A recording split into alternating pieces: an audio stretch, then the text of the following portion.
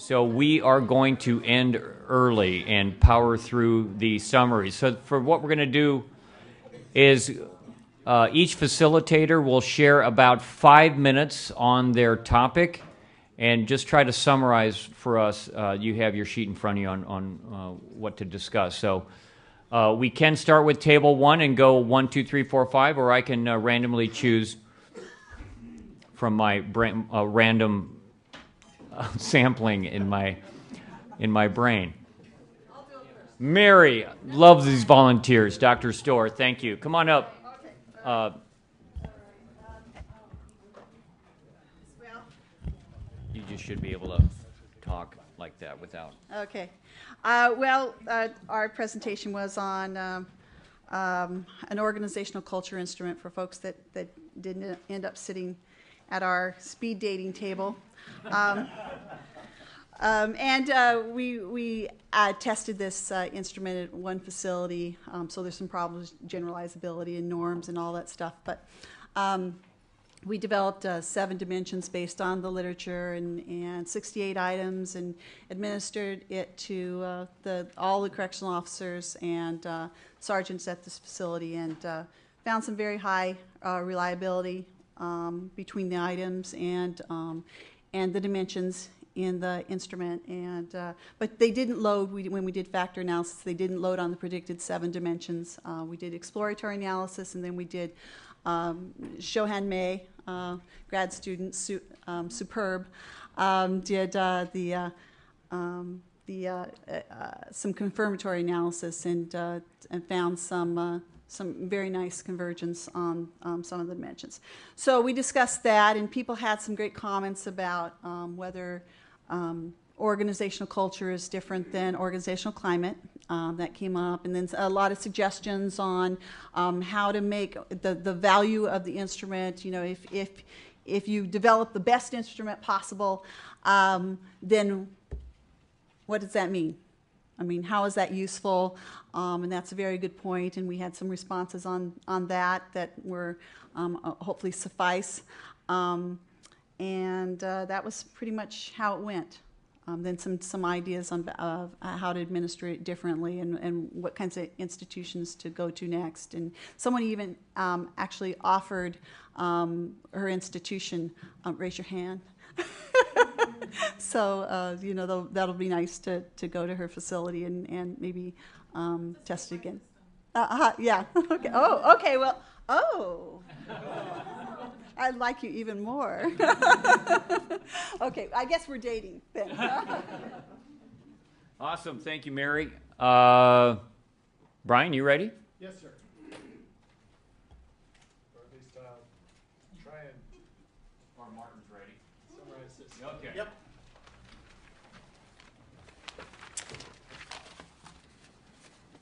Okay, so in a nutshell, we focused on 2 separate kinds of aspects of the problem. One of them, you begin with a cycle where understaffing and poor scheduling of work, so which hours people work when, and I'm number 1, so the fatigue side of things and work hours. How understaffing and suboptimal scheduling cause overwork and job stress. And that has an effect on the second piece of the system, which is how tired you are today affects your resilience, your ability to cope with the demands for the job, and flex as you move from a confrontation to that you're de-escalating to another problem where somebody's getting in your face and giving you a bunch of crap to some human tragedy that makes you feel sad. That's a function of how much sleep you've had and what time of day it is in this domestic life. And so what can you do about that piece of the problem? What can you do, the third bit, on the John Violante side of it, right? The long-term health effects of not getting enough sleep because of the long work hours and shift work and all of those problems. How do you deal with that side of it? And what are the problems that come out of that? Well, you get workers who are more often injured, ill, burning out earlier, more depressed, less productive. And so what do those things do? Well, they cause more overtime, which causes this problem to spiral out of control. And so the question we addressed was, well, what can you do about that? And I'm summarizing a lot of conversation here, but basically, one of the things we can do is we can screen these corrections officers for sleep disorders. Everything I saw in Carrie's chart suggests that they'll be even worse than cops, 40% of whom have serious sleep disorders. Okay? Another piece of it is teach them what to do to manage fatigue and manage caffeine and all of these other things. Manage shift work. Translate that knowledge to their families so they can help support the officers. And so you can minimize the effect on the individual officer. That's another part of it because of the domestic side of it. Schedule the shifts appropriately. I keep hearing from every single one of the people who works in corrections among 3 states that we've had around the table today. 8-hour shifts are the norm, which sounds good from a sleep standpoint, except they often have mandatory overtime, meaning double shifts. So they're working 16 plus hours on the job, and then they've got to get home, and then they're supposed to get 8 hours of sleep, but wait a minute, there aren't that many hours in the day. And that fits with the recent results we've got from a survey a colleague of mine, Lois James, did. It looks like corrections officers get less than 6 hours of sleep a night on average. You know, more than half of them get less than 6 hours of sleep a night, which is way on the low side of things. So we've done that part. Then you've got to start to do some things beside on the management side, scheduling the shifts, reducing the work hours, graveyards. We had a great interaction on graveyard shifts from the woman from Connecticut over here. There she's smiling. And we know from all kinds of prior research, graveyard shifts are always more dangerous, have worse impact on people's health and performance and safety on the job. So schedule in a way that minimizes that damage. Another piece that came up, most of the corrections people said, well, they'll never do anything about this, but I've heard about napping on the job. People get fired for that. Well, in the airline industry, in manufacturing, in lots of other, even in policing now more and more, they're having on-the-job napping as a way to ameliorate some of the risks and make it so it's safer to drive home at the end of a long schedule. So those are things that could be tested and used. And the last bit had to do with just the fact that management has a stake in this problem.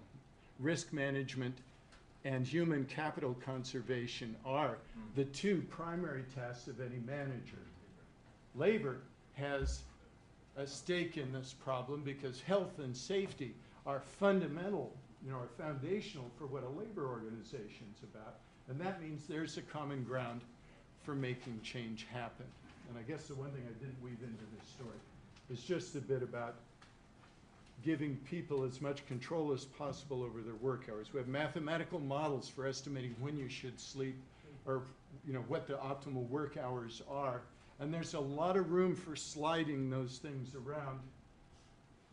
Labor the workers ought to have a strong voice in that because what hours you work affect everything in your life. When you can have sex with your partner anyway. The top priority for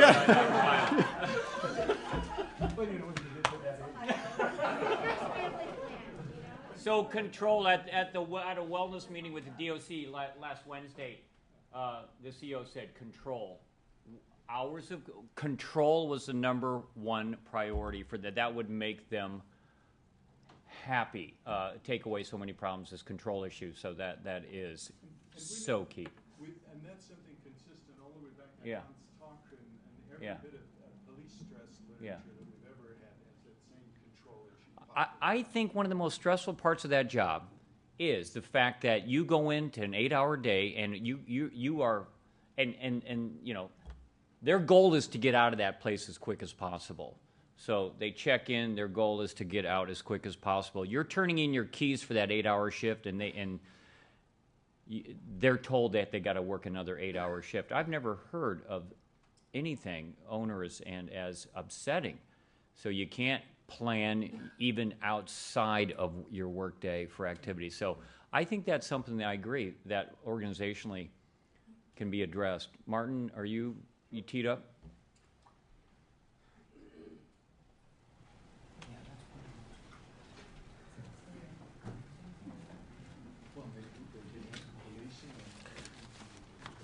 So I'm going to try to cover the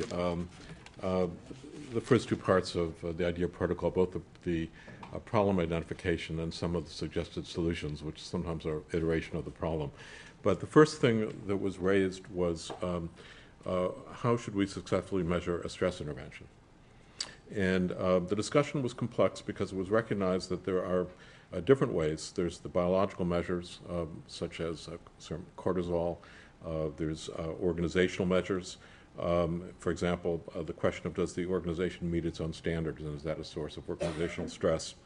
And then there were also survey measures, largely psychosocial measures. What was recognized with the biological and the survey measures is that they have real limitations in what may be a non-questionnaire culture. And I don't think we had a solution to it other than the idea that we need to have a multifactorial approach. Another issue that was raised as a source of potential stress was that very often there are programs and guidelines in place, but they're not followed administratively. And so the question then was, how should this be documented and how can it be corrected? And we didn't really have a tool for that other than to say that it needed to be recorded. A second set of problems that was discussed, or second issue, were the issues of how do we have measures of what may be positive to reinforce and retain people and give them offers in particular something of value. And one of the first issues that was raised was about measures of family life. And the fact that we don't have necessarily the best instruments. I mean, we all have the work-family, conflict questions and WFC and so forth, but that's usually not a part of assessment. And there needs to be a better instrument and better training of how it's used. And then there was also some comment in that area about what I guess I would call administrative measures. So it was discussed that things like absenteeism may be a very poor measure in certain respects because if people are in fact using their sick time or time not because they're sick but because they have sick family members and they have family obligations and severe scheduling obligations, that may be a necessary intervention for mental health. And so if we're thinking about quality of life and quality of family life, we had to take a more nuanced approach to issues such as this. And then another issue that came up was really related to the physical environment. And what was pointed out was that, in fact, there was a wide variety of safety committees and health committees in many facilities, and that they worked with varying levels of quality and accountability. And in many ways, people felt there were some very good labor management priorities and directions, but they weren't assessed and necessarily assessed to follow through. So there was a quest for really a better way of both training safety committees and training them in ways that we would have things we could finally measure at the end of the process. And one suggestion was that we might have to do evaluation at multiple levels. So, for example, you could have objective evaluation, the evaluation of management, the evaluation of the workforce, and maybe a third party. We talked. The next question that came up was a pretty interesting one, which was it was commented upon uniformly that almost one common theme of this whole conference is the notion of participation in team building and the centrality of making any kind of health and cultural change from an operational level up, so to speak. And so a lot of the question was then how do we both promote and assess effective team building? And I think one of the contributing issues that was discussed is that a team means something very different depending on the nature of the facility and the institution. And in some cases, some facilities which have unit teams and periodic unit meetings, there's a natural team formation. And it was commented upon that, in many settings there isn't the natural combination of people that was the case in the fire departments, that in some cases officers are extremely isolated throughout their whole workday. And so part of the issue, and this probably is a good invitation for an assessment tool, is to try to get a handle on how organizations differ and what the best team approach may be, which could be quite organizationally specific. And the last issue that came up was one which I thought was rather interesting. For those of you who have a work psychology background, there was an organizational question that came up, and it really was around organized labor and the resistance from labor organizations, which several people felt had gotten greater and more suspicious about any type of intervention. And there even being a culture where, in fact, there was a lot of fear of peer criticism and retribution if, in fact, individual solutions were made for differences. So there was an issue really about it was a question really that, you know, we have instruments for assessing organizational function. They're usually directed at management and supervisors. We don't really have instruments that look at how effectively a labor organization is working and where its barriers are and where it needs to work with its membership. So I think there was a suggestion that would be an extremely useful evaluation tool to have, and probably a package of interventions.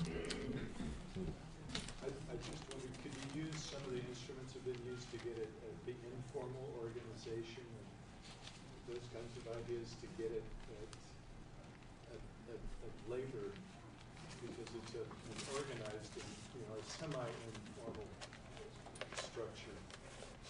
It wasn't discussed, but did you have some thoughts on it? Or? No, that was my thought. Well, Yeah, yeah. I wonder. No solution, sorry. All right, thank you. In the SHIELD study, you know, with our fire study, work groups were pretty natural because it was going to be at the station ABC shift. So we had the groups already made. In our SHIELD study with nearly 500 officers, so half of the department signed up for the study. It was volunteer, half signed up. What we did is we went and looked at each individual person that signed up for the study. We looked at their job description. We looked at where they worked, how they worked, what they did. And we then, Adriana, my project coordinator, knows every job description of a police officer very well, because we then identified these natural work groups based on if it was, you know, 4 patrol officers and they said we need our dispatcher on the team, then we put that person on the team. We developed 100 teams before randomization. And then we randomized based on those 100 teams. Flipped a coin. One team went to intervention, one went to, so we had 50 teams of 4 to 7 people in the control group, and we had 50 teams of 4 to 7 people per team in the intervention group. But we knew and we helped match those natural work groups. So I think it does take a methodology to find natural work groups, and for those that didn't have natural work groups, they self-selected what team they wanted to be on. So that's an important part of the success in SHIELD, was that we had natural work groups, but we had to help create and identify. Charlotte? All right, at my roundtable, we talked about work-life balance or work-family balance. Such a fuzzy concept, right? So the boundaries were quite fuzzy on that one, and we had a lot of things to talk about, a lot of personal stories to share as well, as you might think. And it overlaps a lot with things that we've already heard. So I try to kind of wrap all the things I heard around 4 different kind of angles or topics or aspects that you could target. So the first thing that came up, that also came up at other tables, was the idea of the scheduling of the shift. So we can think of it from an organizational perspective. That's an infrastructure that is set in place around what kind of shifts are there, and it seems to vary between different institutions and between different states to a certain extent. But that seems to then be kind of constrains the setup of the shifts, the understaffing, the mandatory overtime, and that of course creates problems with regard to work-life balance. I don't think I need to explain that in detail, but it is an organizational, structural kind of piece in there that we need to think of with regard to work-life balance. Another angle we can take is to focus on the supervisors and the role of the supervisors. So Currently, Leslie Hammer and I are conducting a pilot study in 2 different facilities where we focus on training supervisors in family supportive behaviors. And we are measuring then CO outcomes with regard to well-being, with regard to health behaviors, with regard to work-family conflict before and then 3 months after the supervisor training to really see if there is a change in the behaviors, in the perceptions, and the well-being.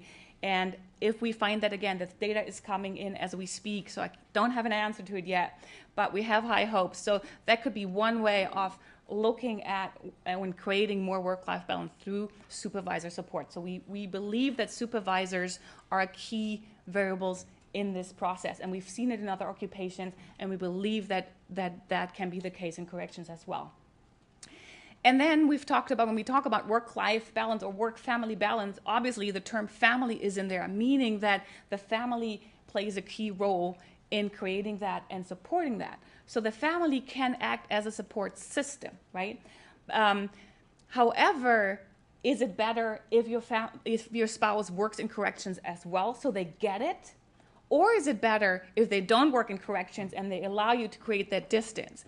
I don't have an answer to that, but it's something we need to keep in mind and consider.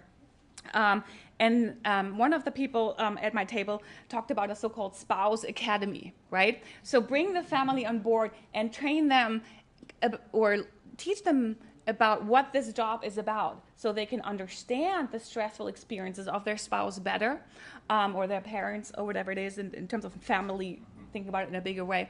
And the other piece is also maybe being aware of early warning signs, because what happens then, of course, if the officers are, accumulating these stressful experiences and accumulating strain and unhealthy behaviors, they might not notice, or they might not be able to get out of it themselves. So that's maybe where the family member can be like, wait, stop, you have been changing, you have been different, this is an early warning sign. So the family really as a support system.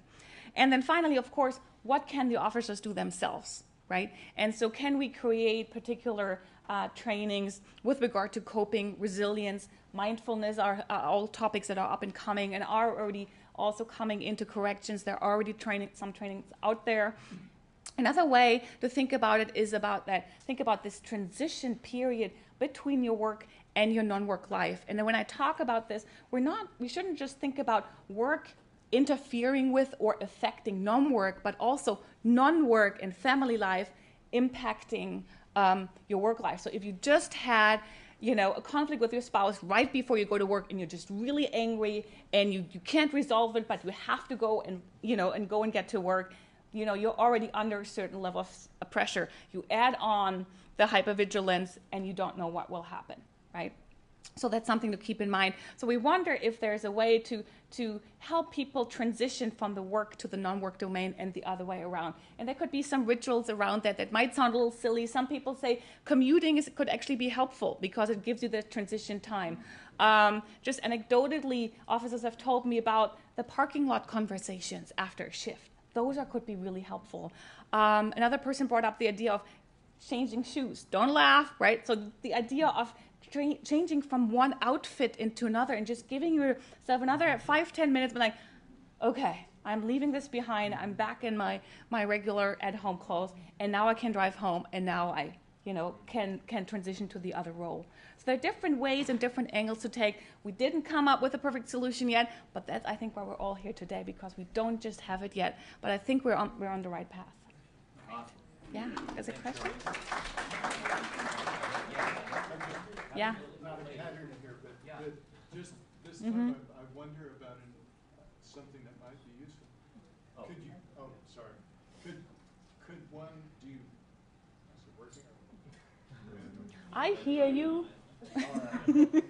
If this doesn't work, I'll just speak up. Okay. So what do you think about the possibility of using the sort of training program that Carrie and Diane and their team have developed for workers in the workplace to educate also the families? You found a difference between the firefighters and the cops because the firefighters have this other domestic setting at work. Right. Maybe this is a way to get that information into the home, which maybe would improve persistence over how it looks from Yeah. the 6 month to the 1 year Right. data at least. Right. The idea of the team approach and adapting that to the family and getting the Yeah. family on board. I really like that idea. I think what's tricky is whenever you kind of make them do something, right? Whenever you make it mandatory, yes, you get the people who comply with it and might be fine with it, but you also get the pushback. Why do you make me do this? Why should I open up and make myself vulnerable? Maybe there are also, supervisors around. So I think there's this tension in between.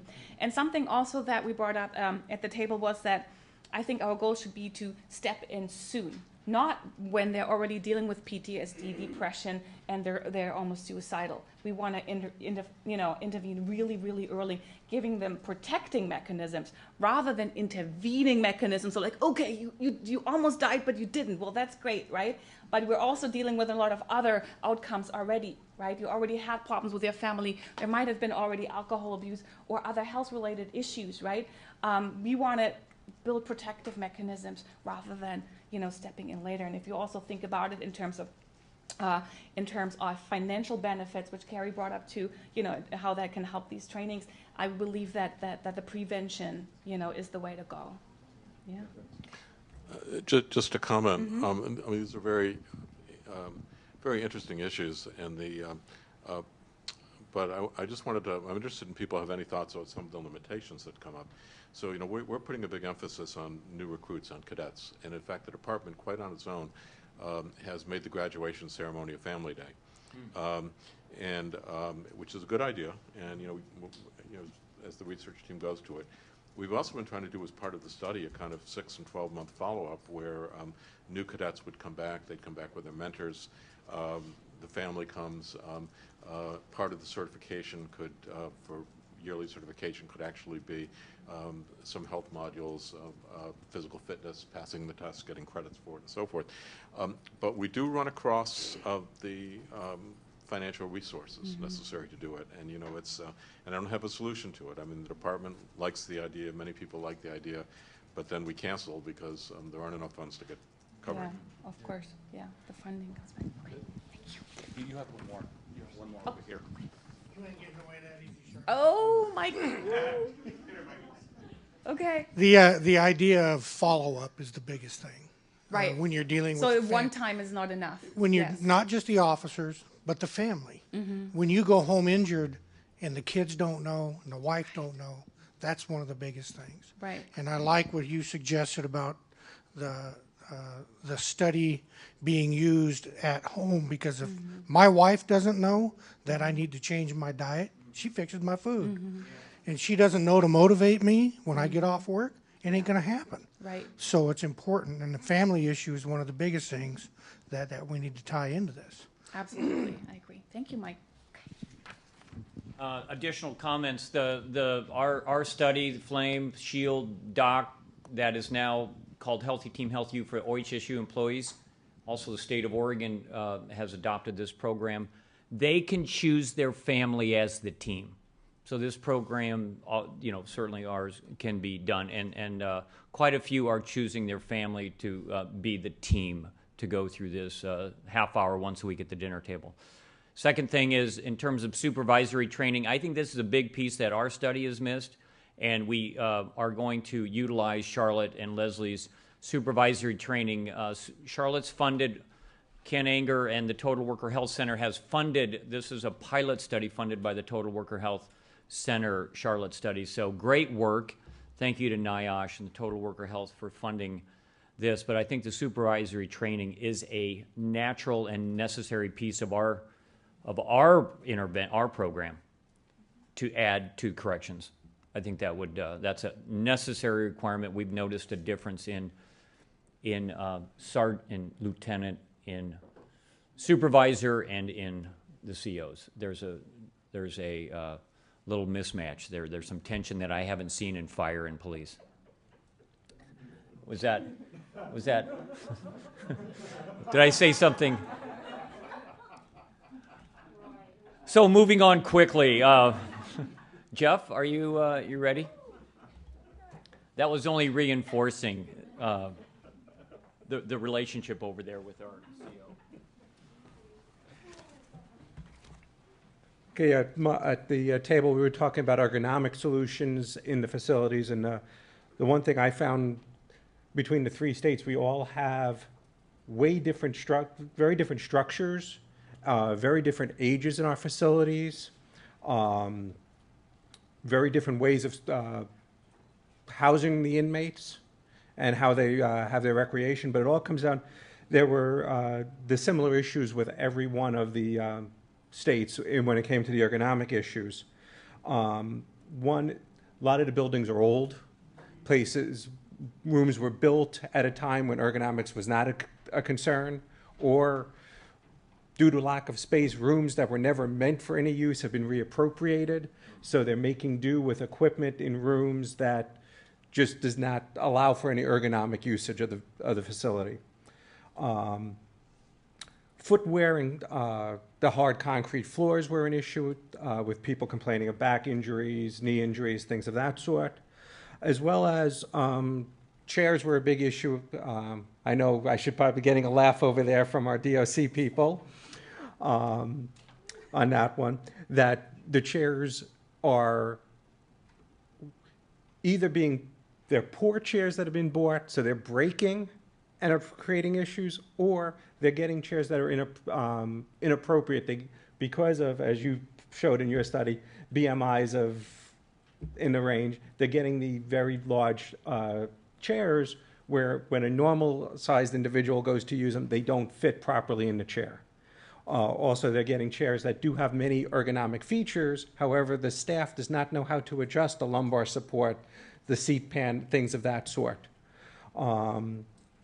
And again, with all old buildings, you had the indoor air quality, the temperature controls that just are pretty non-existent. And I guess right now up here you're having excessively hot temperatures, which the buildings were never really built for. The systems weren't built for, so they're quite warm in there. And then we have the big overarching problem in that budgets. Everybody's budget is being cut. So there isn't the money to do any of the interventions.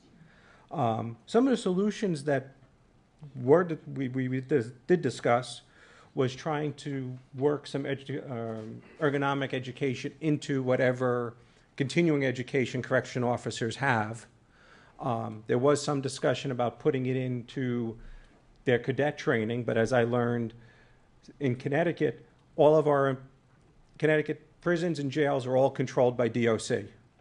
However, in Washington State, there's county jails and the prisons.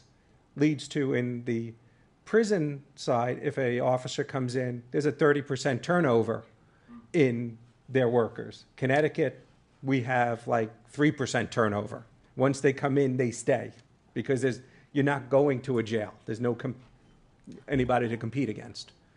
And the other one, at least that we need to take into account, is when we do come up and look at ergonomic issues, to be able to develop a better plan, a better business plan on why and how, if DOC did make these changes, it would actually benefit both their employees, save costs for DOC, which seems to be the biggest one, but we have to build that case. And, I don't know, in Connecticut, we've been the best at being able to build that case, and hopefully we can learn some things from other people on that. And that pretty much wraps up what we had discussed. Okay. No, hang on. Nope. Talking about budget issues, the Oregon DOC, unfortunately, was it, Laura, you brought up the safety, all 14 safety officers gone. Yep. And the administrator. So who was it that talked about, huh? Budget cut, sorry. Yeah. Is that budget cut? Is that what that means? Cutting us off the neck. So that, our safety liaison, our safety wellness officer at 14 prisons gone. So who's now assuming that? Superintendent, the assistant superintendent, who's got so much on his or her plate. So the reality, challenges. John, are you you want to share?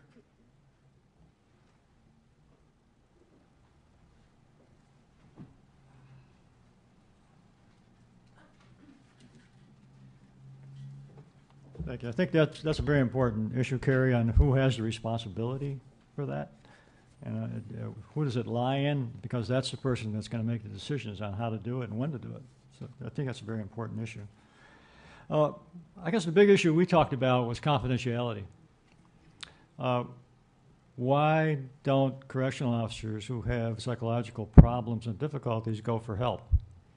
And the best answer I got was, if I go for help, I'm in big trouble because it's going to hurt me, my career, and my associations with peers and supervisors. We thought of many ways how we could handle this. One of the things we discussed were peer support groups that were located outside of the correctional facility. And I brought up the example of the NYPD that has a program called PAPA, which is a storefront program away from the institution, from the police department, where officers can go and get counseling and support without having to go to the administration or without having to go to EAPs, whom they don't seem to trust as well. That's disturbing, but I think that's the reality of the situation. We talked about when things should start, and we agreed that inoculation for stress, trauma, suicide training should begin at the police academy level, or the corrections academy level, and that someone else mentioned the spouse academies, that I think the family needs to understand what to expect. It's not that these things will happen. You know, we can't tell people this will happen to you. We tell these people this could happen, that you will have experiences, you will have feelings of trauma, you'll have symptoms of trauma from events that happen to you within the facility. But those symptoms will go away in a normal course of time. If they don't go away in a normal course of time, then you need to go for help. Family is the best group of support that we can possibly have, I think. Our peers are second, but family is really the most important. I think they need to be educated, and we talked about that in detail. We talked about psychological debriefing. Should there be psychological debriefing after all sorts of traumatic incidents? And we agree that that's true. There should be. One of the points that I didn't bring up that I should have brought up was that there needs to be follow-up with psychological debriefing. Too many departments out there do debriefings and say goodbye, and that's not a good idea. It's good to follow up with these folks after time, maybe a few weeks, maybe a month, but it's also good to take individuals aside that look like they're going to need individual counseling. Psychological briefing doesn't do much good unless you can follow up with it. We talked about leadership training. Again, the Institute of Medicine, when we did our study on Homeland Security, the biggest issue that came up was leadership. It's not management, it's leadership.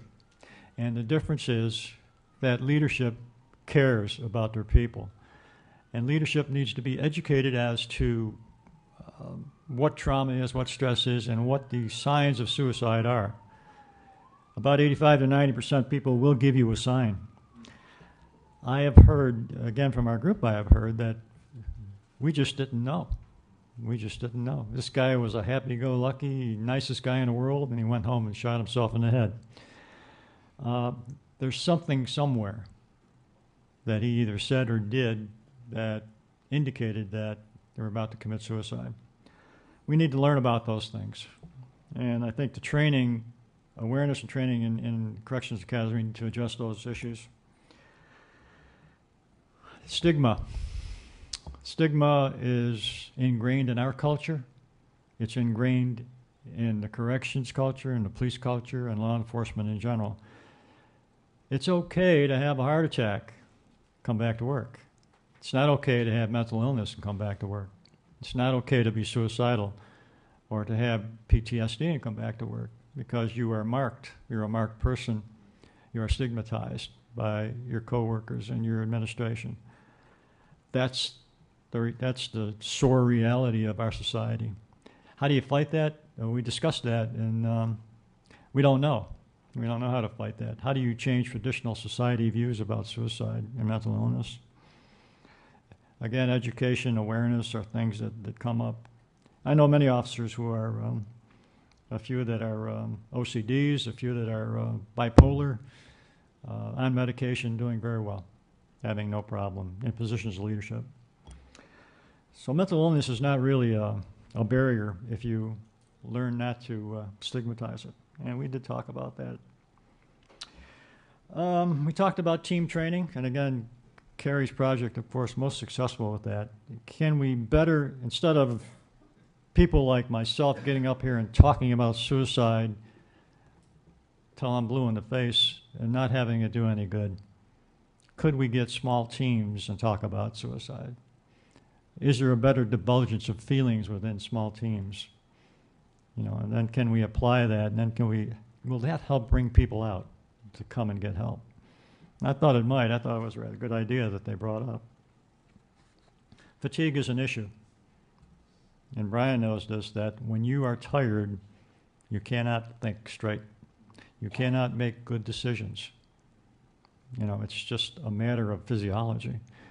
So people who are working 12-hour shifts or people who are doubling back and are not feeling good about themselves, are having problems with mental wellness, are probably more at risk to commit suicide. So we have to address that issue as well. Spouse groups. One young woman talked about spouse groups, wives' spouse groups of male corrections officers. I thought that was a good idea because they can support each other. Some of the male officers didn't like that too much because their wives would find out things they didn't want them to find out about, but it was a good idea.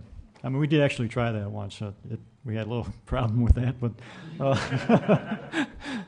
we learned not to give letters to the correction officers, but to give it to the wives instead.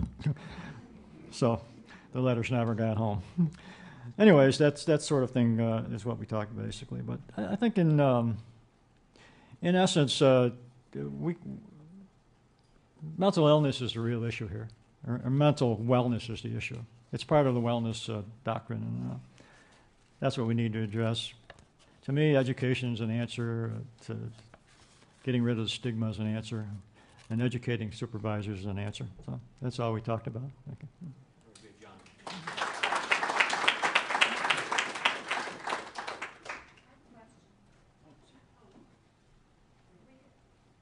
So, you know, cortisol, the half-life, and I was just looking up my phone because there's all kinds of different answers on half-life of cortisol. But when they finish one shift and then they come in, they have to work another one. Mm-hmm. Has there been any studies on the effect of chronic cortisol on suicide rates? Because if you only get 8 hours off and you're back at it again, not only do you not get time to sleep, but your body doesn't have time to excrete that excess cortisol, and then it just keeps building and building and building in your system. So I just wondered if that was a marker that you guys have looked at on any of the subjects. Well, we did look at cortisol as a biomarker for stress, which it is, and we looked at it in association with physiological health, with cardiovascular heart disease. But there are, as far as my knowledge goes, there are receptors in the brain that will be able to detect the amount of cortisol. And the brain is essentially affected by fatigue, and cortisol is essentially dysregulated by fatigue. So your normal pattern of cortisol looks like a kind of a normal curve. It goes up and then it comes down again. When you're out of sleep and you're up all night, it may be way down here or it may be way up here. If it's way down here and doesn't get that normal curve, it can lead to depression. Now, we haven't done anything specifically associating cortisol dysregulation with suicide, but we know that dysregulated cortisol and truncated cortisol that's way down can lead to depression. Then you have the other side of the story where you have cortisol that's way up and stays up, never goes back down, and you have hypervigilance. And we've seen that in our PTSD folks. So yeah, dysregulation of cortisol can affect you psychologically, you know, through receptors that are in your brain. In one of our brain imaging studies, we found that police officers who were stressed out and had PTSD had trouble distinguishing between threatening situations and non-threatening situations. They couldn't tell the difference between those two types of stimuli. So you put a cop out in the road or a corrections officer who was high in PTSD, and it's hard for them to discern threatening stimuli within the area. So fatigue does that to you, and dysregulated cortisol can do that to you as well. Yep. So I just wanted to mention that I think that, as you have mentioned, that there's a lot of research among the military. In the military, the DoD sponsors quite a bit of research that I think is very transferable to this population. And so, for example, I know that Tom Britt right now is doing research on reducing the stigma of seeking mental health support, which is going to be very important for, for corrections. And also, I mean, there's also research on mental health literacy. There's quite a bit of work out in Australia. Tony LaMontagne has been studying mental health literacy, and I think that basically that's the idea that it's teaching organizations and managers and leaders about mental health issues and how to actually understand mental health issues and support workers with mental health issues and to really have them be successful in the workplace. So I think that there's quite a bit going on that we can also draw on and then transfer over into corrections. That's going to be very, very important. I agree. When I was a student and a grad student, we talked a lot about the classification of mental illness. And we use what's called the medical model, that mental illness is really a disease, like any other disease. Yeah, we don't treat it that way. The other side of that story was there was a fellow named Thomas Zaz who wrote a book, and he said that being mentally not well is nothing more than problems in living, the inability to function properly in society,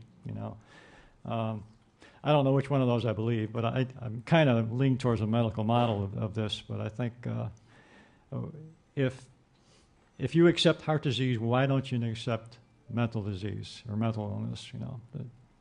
That's an interesting question. So much of this is related to the job stress. Sure. Really understanding how these jobs that are high-risk occupations are impacting the health and well-being of the workers, and it's the responsibility of the organizations to really be supportive of them and understand how to recognize suicide, how to reduce stress, how to understand PTSD. I mean, we have a huge issue with suicides among the Oregon National Guard. They're actually they had the second leading number of suicides in the country.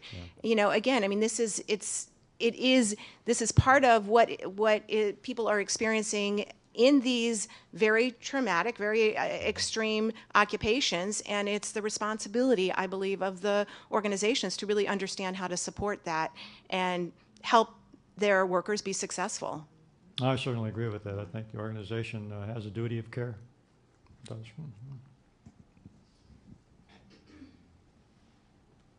Thanks so much, John. Yeah. So changing the culture at corrections, that's our challenge, our objective, and addressing this. Even without mental illness and any problems, you have a sleep-deprived, overworked, stressed out, they're going to get depressed, and then they turn to alcohol. So the great news about the SHIELD study is we reduced heavy alcohol consumption. It was the binge drinkers, those that were drinking more than 5 in a sitting, we significantly reduced, and stress and depression went down.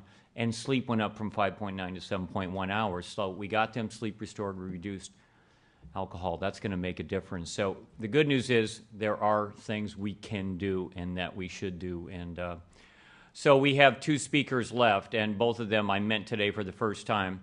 Roy,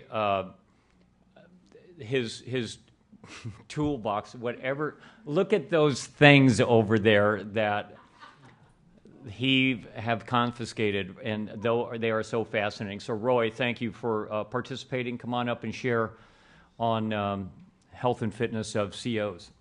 Roy McGrath is, can you give just a quick, brief introduction to yourself, 18 years as a CO? Sure. My name is Roy McGrath. I've been with the Oregon Department of Corrections for 19 years. I'm a sergeant Work at an institution in Salem that has 1,000 male inmates. And I've also worked at the Police Academy, otherwise known as DPS-SD.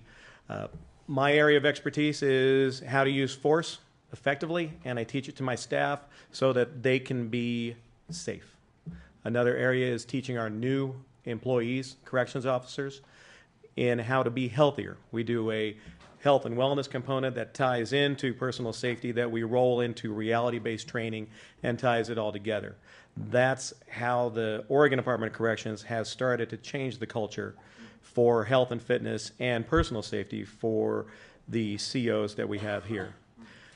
Nationally, it's still a huge problem, and even here in the state. The new employees that we have only account for about 15% of our training that we do.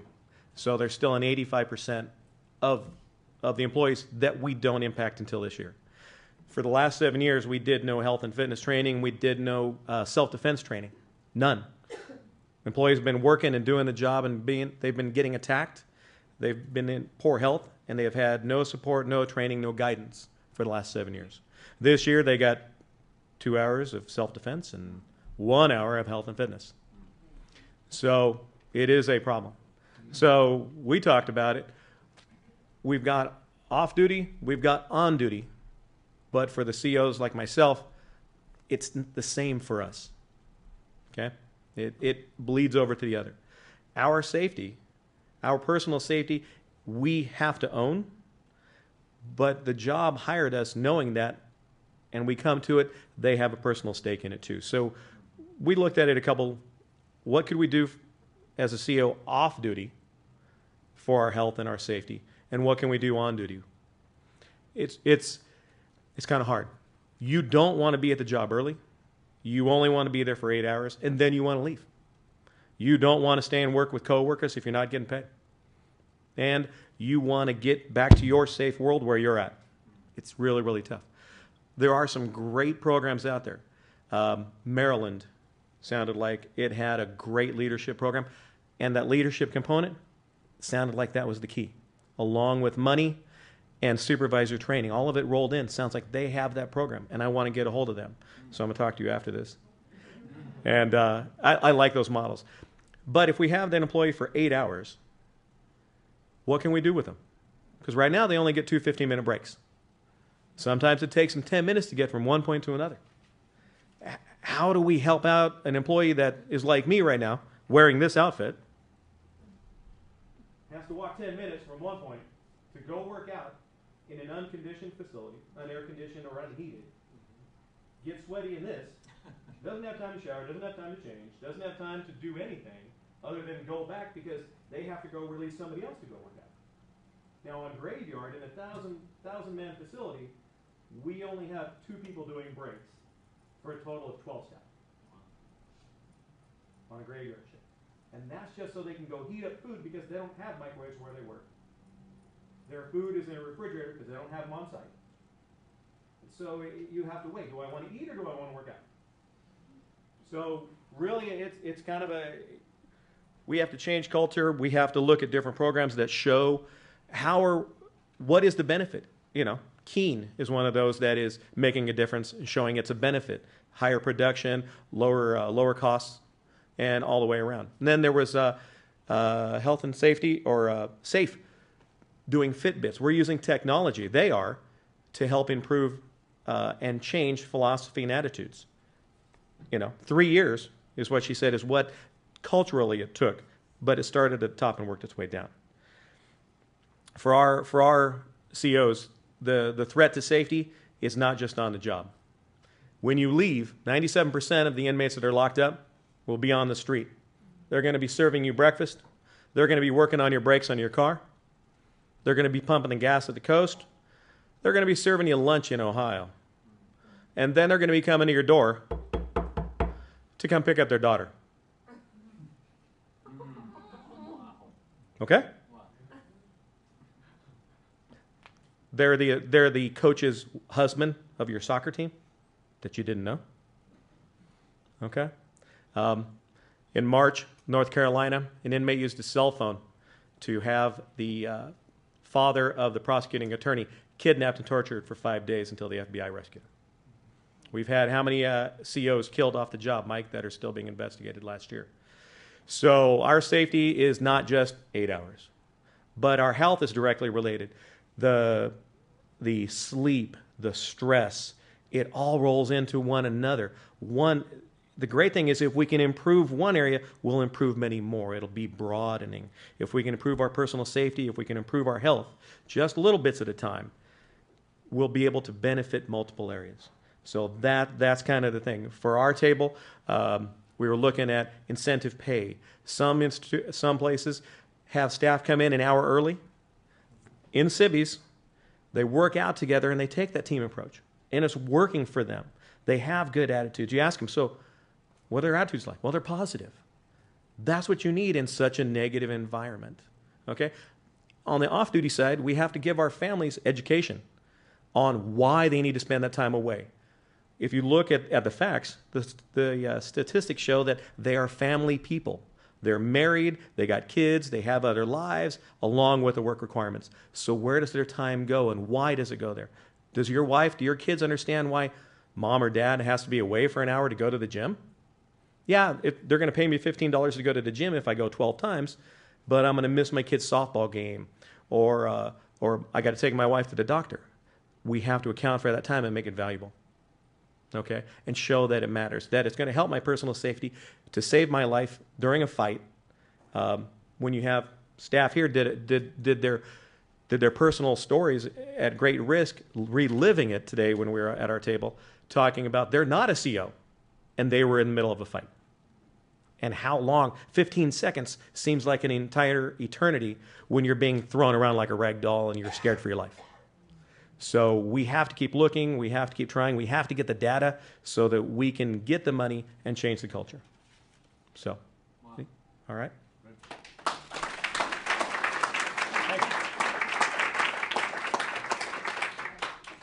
Wow, that's powerful stuff. You can talk to Roy afterwards if you want. We have one speaker left. Clint, you? Great. I don't know much about Oregon Youth Authority, and so thank you so much for coming. We had a great representation from OYA. And Clint, come on up. Could you give us a really quick intro to yourself and then your organization? And then what you talked about. Sure. That's pretty sobering information. Of course, juvenile corrections is all rainbows and sunshine. Really, it is. My background is I've been with the Oregon Youth Authority for 26 years. Started as a line worker at McLaren Youth Correctional Facility 26 years ago, and now I'm the assistant director. I oversee all the juvenile correctional facilities in the state of Oregon, which we have 10 of. I thought it was kind of ironic. You had all these issues up here. Can you hear me? Hopefully. And problems, challenges, and then you have juvenile corrections. So juvenile corrections isn't in and of itself a problem or an issue. I want to get that clear. But there's definitely days it feels that way. So what we did, really, and it kind of makes sense how our groups end up discussing things. The first group, it was completely different. Three different groups and three totally different issues. I'll get back to what our problem was, but as you'll come to find out, there wasn't a lot of problem solving going on.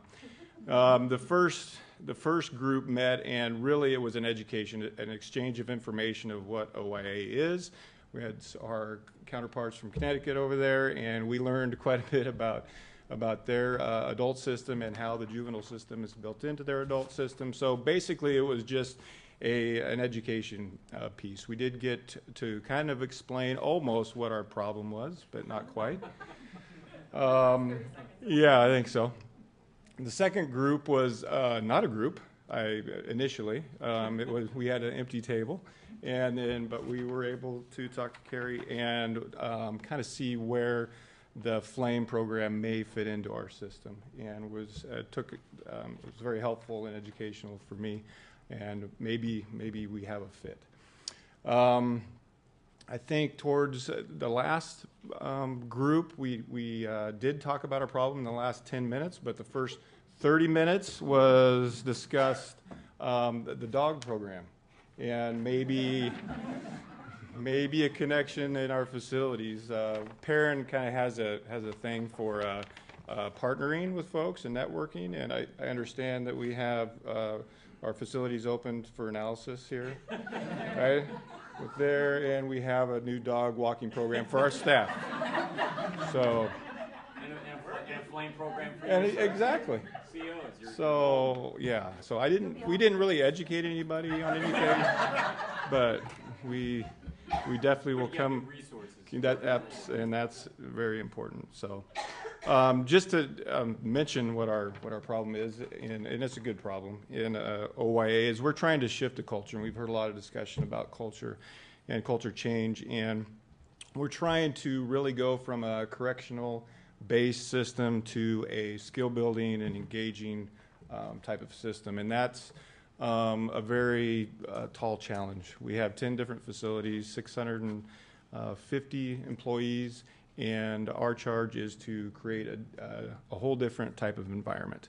And so when there's details, it's a positive youth development concept and theoretical base that we're trying to employ, and we've adopted kind of our own flavor of it. And anyways, we did get some good advice.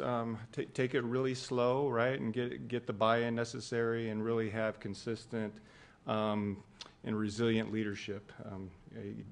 Don't quit, don't go away. Just keep at it. Keep fighting the good fight. So that was what I took away. I am sorry I missed the first part of the day. I know there's a lot of good information, and our HR department was around during that part, and they were pretty excited about the information they had. So Clint, the needs of your COs, I mean, they have a little different job description, I think. They're more, can you contrast adult corrections and juvenile with your COs? Right. I think, Department of Corrections, those folks, I don't know how they do it. I really don't.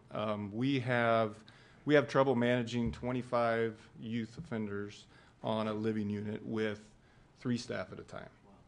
And I think that ratio is, with you folks, is unbelievable, right? Right. So, but obviously we do have a different level of work. We engage a lot of skill building. It's really relationship based to make real progress with youth. I think we all know that. It's not the programs we work with the kids; it's the people. And so that's where we come from.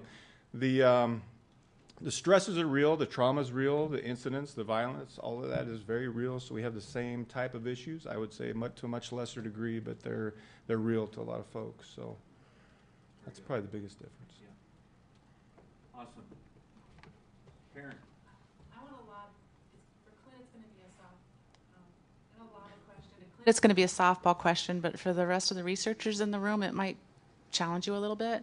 And I just want to preference it that I'm not naive about security when I ask this question. But would it contribute overall to an environment of health and wellness in the prisons and in our juvenile correctional facilities if we work at the root cause of the problem, which is the inmates and the youth who are affecting the lives, well-being, safety, health, mental health of our staff? So if we look at the root cause of the problem, maybe it's the people we're working to help, and if we change them, would that in turn change us? And I'm wondering if any research has been done on that. So Clint can certainly, he knows exactly what I'm talking about. And I get the clue. Okay. Here's your mustache.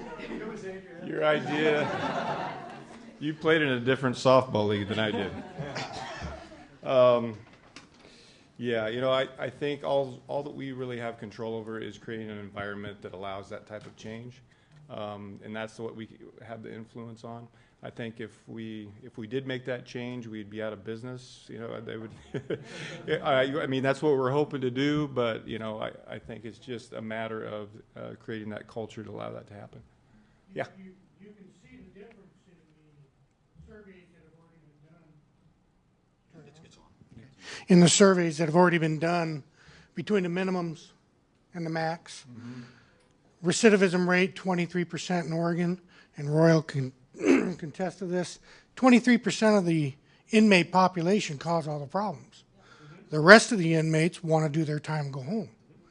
So you focus on those and congregate them. So that's where the root of the issue is that 23% that you may not be able to reach ever.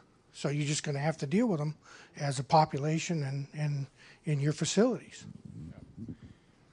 This opens up a whole, that comment opens up a whole new conversation of the youth reformation system, which we're trying to engage with, that we don't have time to discuss, but it's trying to get the right youth in the right program for the right length of time, and that's hopefully targeting that and actually making progress with that group. Also, depending on where you are, it's a revolving door. So you got inmates that come in, then you got inmates to go home, and they come back, and then go home. So there's no controlling, you know, unfortunately. Thanks so much. Yep. Can I actually ask Marie, Dr. Garcia, Perrin, your question about, you're talking about the inmate, the incarcerated population. It seems to me the focus of, you said the focus of the research, Marie, that NIJ has and DOJ has really invested in has been on the inmate, the incarcerated. I mean, is that true? Have you addressed trying to correct the root cause, and you've left out the staff and or not left out, but I mean, now it's another opportunity to improve the health and safety of our COs, but can you address it? It's really not something that we focus on, because I think we operate from the school of thought that it is getting the kids early, and we have a whole office at OJP, which is the Office of Juvenile Justice and Delinquency Prevention, and that's their main goal, is focusing on juveniles, and all of the work that's done on that population is not done in our office. We do partner with JJ in terms of funding research on it, but to that particular point, no, we have not.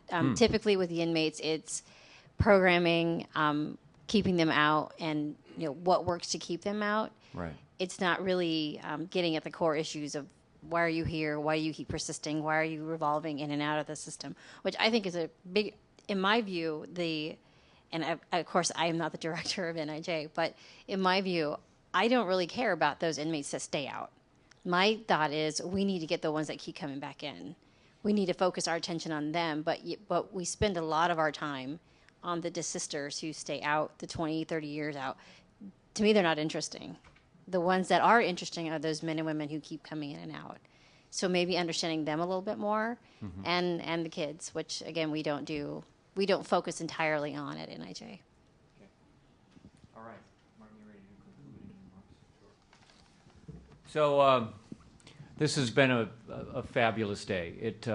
Your participation, what this group, this consortium will do from here, this is really a great way to begin a new avenue and the challenge before us. So what I'd like to do is let Martin sort of give concluding remarks. Everyone will get a copy of this recording. Everyone will get everyone's email and your the day's events, and then create a master list, and you'll get that. And then Martin, if you want to give concluding remarks.